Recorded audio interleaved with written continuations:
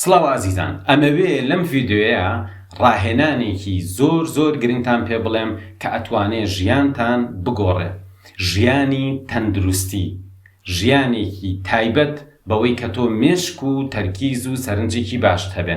ئەوەش بریتیە لە ڕاهێنانی هەناسەدان.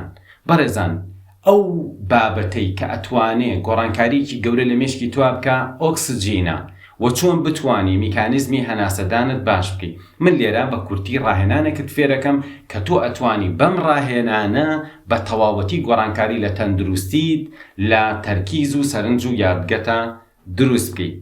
ئەوەش بەوە ئەبێ کە تۆ جارجارە چەند هەناسەیەکی قوڵ بی. هەناسەکانیش بەم شێوازە: یەکەم، بەلوت هەناسە هەڵەمژی، هەوڵی بیکەیتە خوارەوەی سیەکانت. پاشان بەرەبەرە هەر هەوا ئەکەیتە ناو سیەکانت تا بەشی سەرەوەی سیەکانیشت بەرزە بێتەوە. پاشان ئەوەستیت و دوایی بە یەکجار هەناسە ئەیتەوە بەدەم. بەڵام کەسانێک هەن بە هەڵە ڕاهێنانی هەناسەدانەکەن، ئەیانەوێ بچن بۆ مەلەکردن و ماوەیەکی زۆر بتوان لەژێر ئاوا بمێننەوە. بۆیە زۆر جار ئەچن بە هەڵە ڕاهێنانەکەن لەسەرەوەی دەمولوتیان ئەگرن و بۆ ماوەیەکی زۆر ئەیانەوێ هەناسە نەیەن. بەڕێزان، ئەمە کارێکی زۆر هەڵەیە و زۆر زیان بەخشە.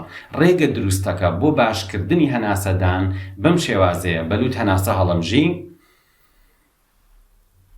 ئینجای هێڵیتەوە، پاشان بەدەم،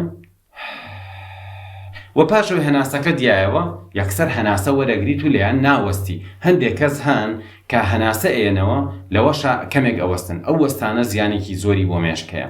بۆیە لەگەڵ منە ئەم ڕاهێنانە ئەنجام بە. بەلوت هەناسە هەڵبژە، بیکەرە خوارەوەی سیەکان تا هەموو سیەکانت پڕەبێ.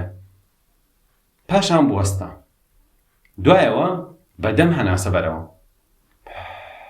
بەڵام بەم ڕێژەیە 1، 4، 2. واتە ئەگەر بە 1 چرکە هەناسەت هەڵمژی، 4 چرکە بیهێڵەرەوە، پاشان بە 2 چرکە هەناسە بەرەوە. تەماشای دەستم کەن کە من هەر جارێ وام کرد نیشانەی 1 چرکە بێت. باشە بەڕێزان، تەماشاکەن.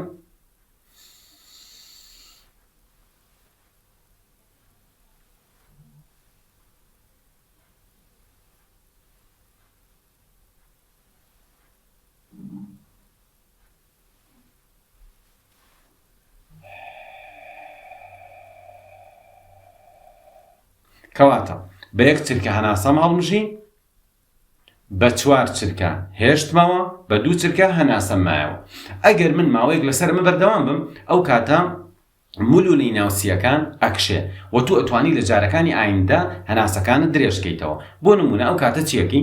بە 2 چرکە هەناسە هەڵەمژی، 8 چرکەی هێڵیتەوە، بە 4 چرکە هەناسەیتەوە. ماوەیەکیش لەسەرمە بەردەوام بە، دوایی ئەتوانی بە 3 چرکە هەناسە هەڵبمژی و 12 چرکە بیهێڵیتەوە و بە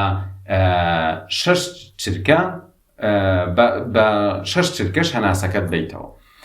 ئەم ڕاهێنانە تەنها فکرەکە ئەوەیە: ئەچیتە شوێنێکی پاک، چەند هەناسێکی قوڵەیی، بەلوت هەناسە هەڵەمژی، ئەیهێڵیتەوە، پاشان بەدەم هەناسەیتەوە بەو ڕێژانە و بەشی خوارەوەی سیەکان یەکەم جار هەوای تیەکەی کە پڕ بوو، اینجا بەشی سەرەوەش.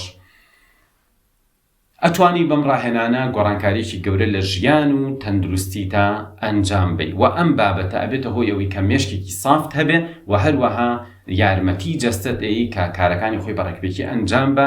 تەنانەت بۆ دابەزاننی کێش ئەم ڕاهێنانە زۆر بەسوودە.